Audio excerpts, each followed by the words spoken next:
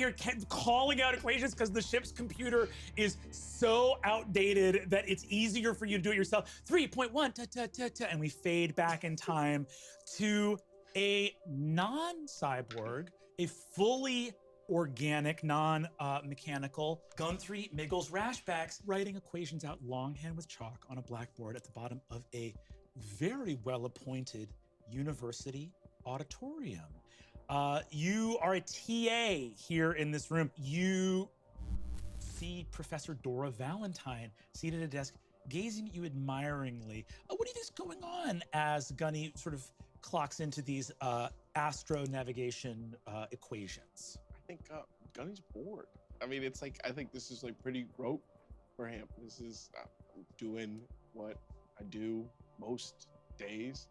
I don't know, nothing about this is particularly challenging or hard. Professor Valentine looks up and speaks to the class and says, what Mr. Miggles-rashbax is showing all of you is, of course, the equation used most commonly in the conversion of plutonium energy into a ship's tachyon drive, which facilitates faster than light travel. But of course, any fan of pop music would be able to tell you all about tachyons. And you see there's a very polite little bit of like laughter at this like professor joke. You see she goes, well, Mr. Miggles-rashbax, thank you so much for your time. Class, next week we will, of course, be completing our assignments on the folding of space-time, quantum entanglement, and as it pertains specifically to space travel. Gunthrie, can I speak to you for a moment? Yeah, of course.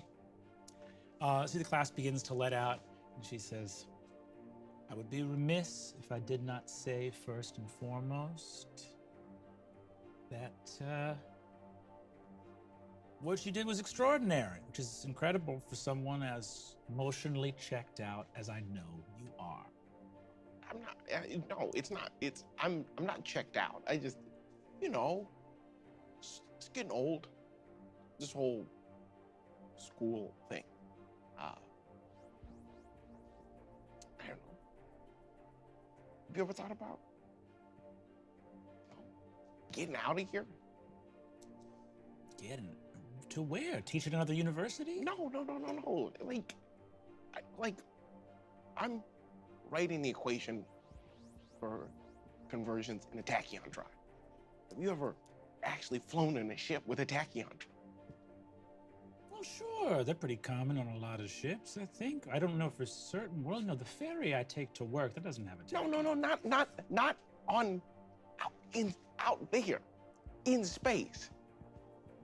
I've never wondered, but I know this. Real mathematics, mathematics that matters, always comes from the heart. There is no numerology, study of meaning, quantitative value asset that is greater than the feeling of doing what you are passionate about. And I believe that fully and truly. I think if you feel a calling to something, that's something you have to seriously meditate on. I'm gonna do it. Those words echo in your ear as you look through a massive plate glass wall bay window overlooking the shimmering white sands of the desert planet of Mirage. And there's a fancy little soiree happening here. You come from an extremely well-to-do family. Your father, Professor Irwin Rashbax, is published bestseller many times over.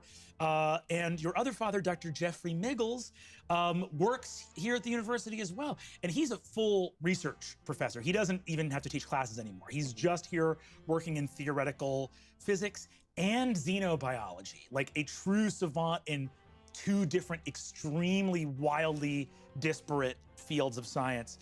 You see Jeffrey looking at sort of holding court and saying like, and of course, sort of fast-tracked, we think he's gonna probably lock down PhD number 3 any day now. Gunthrie, please come here and meet some people. Yeah, of course. You see, it says, this is my son, Gunthrie, academic superstar. For now. What do you want for now? For always. Well, not forever, but maybe something, maybe a break, like, you know, in a couple, like, you know, soon, and then maybe coming back. Yeah. Oh, sabbatical. Yes. Well, of course, he's Yeah. not going to be in academia forever. He is also going to write a book one day. Well, okay. Well, I mean, you know, I might take a gap year and do some travel. Maybe Yes, try other things. exactly. A gap year for some sort of journalism. I'm going to space, Dad. You are not going to space! I am! You are not going to I'm space! going to space! We cut to you in a dingy office, and you see a guy who literally, he's like bristle brush, mustache, weird, dirty hat. He's saying, "Yeah, you want to go to space?" Yeah, do you need to see my resume? Nope. Okay. I've got 2 degrees. We need is a navigator. I can do that. Listen. Easy. All right, I'm sure you heard of me. It's Captain Dan Scrap of the Bad Call. Yes. Okay? Now, I'm not gonna lie to you. We've had navigators before. You're not on a Kubla cane, right? What? You're not. Well, you You're gotta drunk? piss in a cup if you want to work on the ship. I'm not on Kubla Kane, no. You sure you don't have any warrant? What? Oh. Any warrant out? No. I once, I did get a good telling to once, but nothing serious. We were swimming where we shouldn't have been. All right, wait. So have you never been arrested? Never. Not once in my life. What the hell, kid? What the hell? Well, we got ourselves a real greenhorn here. So let me ask you a question here. Yeah. Let's say you wanted a hyper jump drive from Tachyon Drive to. Sorry, I'm a little drunk. Okay. I'm sure that's space. That's space. You want to get a taste of space, huh? Sign here. Okay. And he says, "Oh, we offer, by the way, Spacer Guild has an insurance. They take a percentage of whatever you make on the trip. So they're gonna carve out probably 10% of your haul. Better you do a flat rate after the trip to pass clearance, and then they don't get a percentage, because if you strike it big on a haul like this, then you don't want the insurance company to come in and carve out. So what we recommend you do is fly uninsured. Okay. And then you come in afterwards and you pay the flat rate after the trip. So that's what spacers don't do insurance? We're not doing that.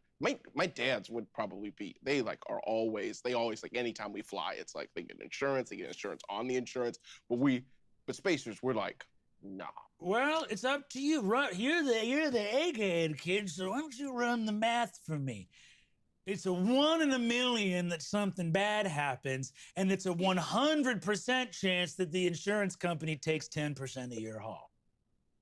I mean, well, I'm a true spacer, so no thank you, insurance. Your intestines are floating in space.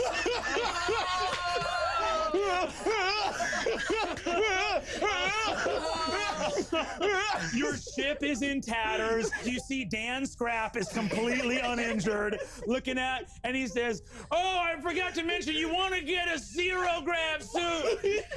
You see that he puts a bowl over your head, which is giving you oxygen, but open void is freezing your digits and pulling at your skin. You see your intestines floating into space and hardening into ice as the wet of your own blood freezes in the cold of space. You see a little ambulance craft, and there's a person floats up to you and holds something out in front of you. You see a space paramedic floats up with a data screen in front of you, and you hear, "Are you insured?" No! Okay, we need you to sign here and here. How? There's an out-of-pocket cost. Oh, you can't. Can you move your arm? No! Use your tongue.